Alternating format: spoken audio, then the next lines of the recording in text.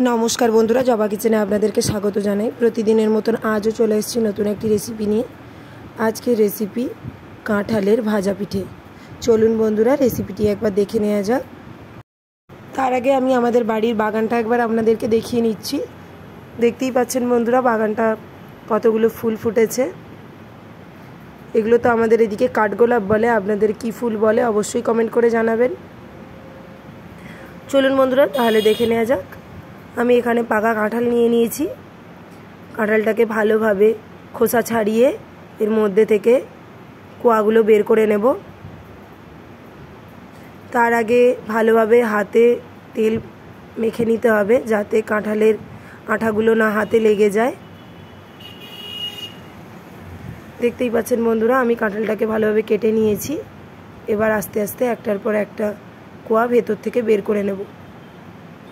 এই রকম একটা পাকা কাঁঠাল হলেই রেসিপিটি সুন্দর লাগবে খেতে। আমি এইভাবে একটা একটা করে সমস্ত কাঁঠালের কোয়াগুলো বের করে নেব। একটু সময় নিয়ে এই কাজটা করতে হবে।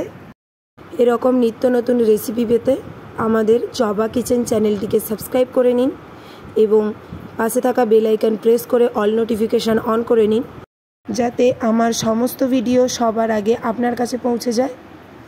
দেখতেই পাচ্ছেন বন্ধুরা আমার সমস্ত কাঁঠালের কোয়াগুলো বের করা হয়ে গেছে। এবার এইগুলোকে সাইডে রেখে দেব।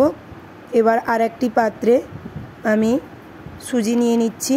আমার এখানে 2.5 কাপ মতন সুজি লেগেছে। আপনাদের যতটা প্রয়োজন হবে ততটা সুজি নেবেন। এবার আমি এর মধ্যে 2 কাপ পরিমাণ ময়দা নিয়ে নিয়েছি। আপনারা এরকম কাপ বা বাটির সাহায্যে মেজারমেন্ট করে নেবেন তাহলে সুবিধা হবে। এবং 3 কাপ পরিমাণ বাতাসা আমি এর মধ্যে দিয়ে দিলাম।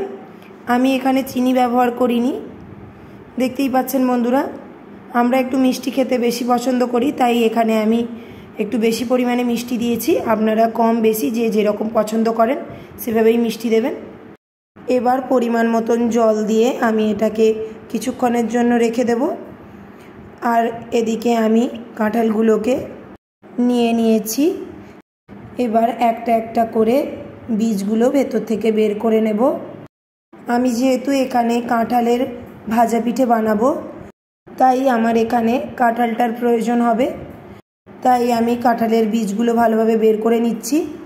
দেখতেই পাচ্ছেন বন্ধুরা আমার প্রায় সমস্ত কাঁঠালগুলো বীজ বের করে নেওয়া হয়ে গেছে। এবার একটা সুন্দর পেস্ট বানিয়ে নিচ্ছি। আমি এখানে কোনো রকম জল দিইনি পেস্ট বানানোর সময়। এবার আগে থেকে যে ব্যাটারটা তৈরি করে রেখেছিলাম সেটাও আবার কিছুক্ষণ একসাথে মিশিয়ে নেব।